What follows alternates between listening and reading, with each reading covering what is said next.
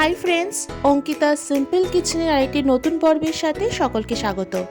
আজকে আমি তৈরি করে দেখাবো সুজি দিয়ে তৈরি রসবড়া বা সুজির পিঠেও বলতে পারেন। এটা কিন্তু বানানো ভীষণই সহজ। বাড়িতে থাকা সাধারণ কিছু উপকরণ দিয়ে এই সুজির মিষ্টিটা চটজলদি তৈরি করে ফেলতে পারবেন। তাহলে চলুন আজকের এই সুজির রসবড়াটাই তাড়াতাড়ি দেখে নেওয়া যাক। তো প্রথমেই আমি কড়াইয়ের মধ্যে দিয়ে দিচ্ছি 1 টেবিল চামচ ঘি। ঘিটা হালকা মেল্ট হয়ে গেলে এর মধ্যে দিয়ে দেবো 1 কাপ সুজি। এবারে সুজিটাকে আমি 3 থেকে 4 মিনিট ধরে গ্যাসের ফ্লেমটাকে লো টু মিডিয়ামে রেখে একটু নাড়াচাড়া করে নিয়ে সুজিটাকে হালকা ভেজে নেব। তবে সুজি খুব একটা বেশি ভাজার প্রয়োজন নেই, বেশি ভাজলে কিন্তু সুজির কালারটা চেঞ্জ হয়ে গেলে খেতেও কিন্তু ভালো লাগবে না।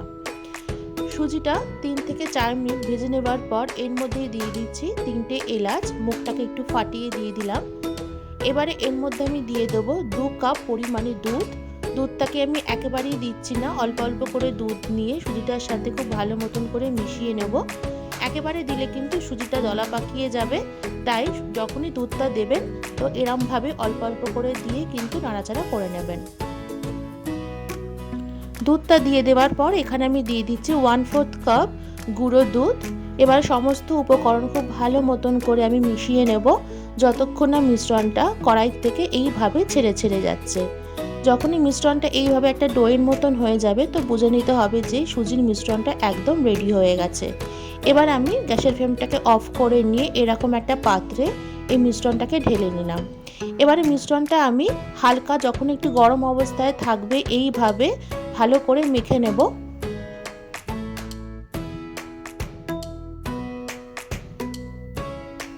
খুব ভালো করে মেখে নিই, মিশ্রণটা একদম সফট হয়ে গেছে। এবার এই সুজির মিশ্রণ থেকে অল্প অল্প করে অংশ নিয়ে হাতে আমি এরকম গোল করে নিচ্ছি, মানে একটা বড়ার শেপ দিয়ে দেবো। তো এরকম করে গোল করে নিয়ে একটু চ্যাপ্টা আকারে করে নিলাম। একদমই ইজি এই প্রসেসটা।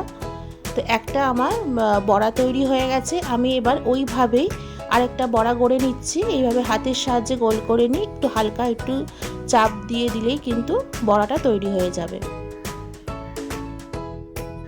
এইভাবে সমস্ত সুজির বলস আমার রেডি হয়ে গেছে। এবারে কড়াইতে আমি দিয়ে দিচ্ছি পরিমাপ মতন সাদা তেল। তেলটাকে কিন্তু খুব ভালো মতন করে গরম করে নিতে হবে। তেলটা যখন ভালো মতন গরম হয়ে যাবে এবার আমি পরপর করে এক একটা করে বড়াগুলো এর মধ্যে দিয়ে দিচ্ছি। এবার গ্যাসের ফ্লেমটাকে মিডিয়ামে রেখে বলগুলোকে খুব ভালো মতন করে গোল্ডেন ব্রাউন কালার অবধি ভেজে নিতে হবে। সমস্ত বড়াগুলো আমার এরকমভাবে ভাজা হয়ে গেছে। তো আমি বড়াগুলোকে তেল থেকে তুলে দিচ্ছি। ঠিক এরকমভাবে আমি বাদবাকি বড়াগুলোকেও ভেজে নেব।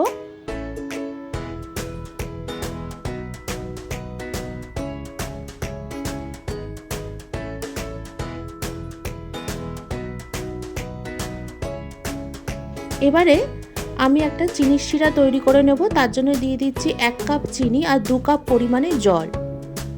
এই শিরাটা বানানোর জন্য কিন্তু খুব একটা ঘন শিরার প্রয়োজন নেই।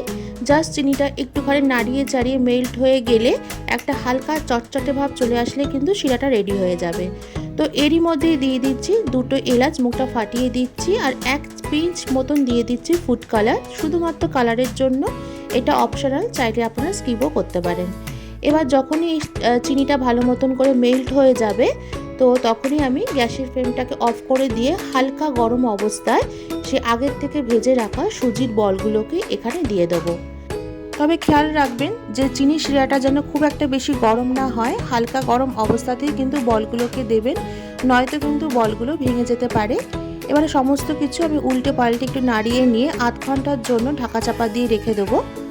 8 ঘন্টা পর আমি ঢাকনাটা খুলে দিচ্ছি। তো দেখতেই পাচ্ছেন বলগুলো আগের থেকে কিন্তু অনেকটাই বেশি ফুলে গেছে আর ভীষণ রসালোও হয়ে গেছে। এবারে আমি এই সুজির রসবড়াগুলোকে কড়াই থেকে নামিয়ে সার্ভ করে দেবো। তো এখানে তৈরি হয়ে গেল সুজির রসবড়া বা রসপিঠে। তো আমি একটা কেটে দেখিয়ে দিচ্ছি যে কতটা সফট হয়েছে। কিন্তু এটা ভীষণই সফট হয় আর খুব তাড়াতাড়ি কিন্তু এই মিষ্টিটা তৈরি করতে পারবেন বাড়িতে অনায়াসে। তো আজকের রেসিপিটা যদি আপনাদের ভালো লেগে থাকে তাহলে বরাবরের মতনই কিন্তু লাইক শেয়ার করে দেবেন। আর আমার চ্যানেলে নতুন বন্ধু হয়ে থাকলে চ্যানেলটাকে অবশ্যই সাবস্ক্রাইব করে দেবেন। তাহলে আজকে এখানেই বিদায় নিলাম। দেখা হবে অন্য কোনো পর্বে নতুন কোনো রেসিপির সাথে। ততদিনে ভালো থাকবেন, সুস্থ থাকবেন। ধন্যবাদ।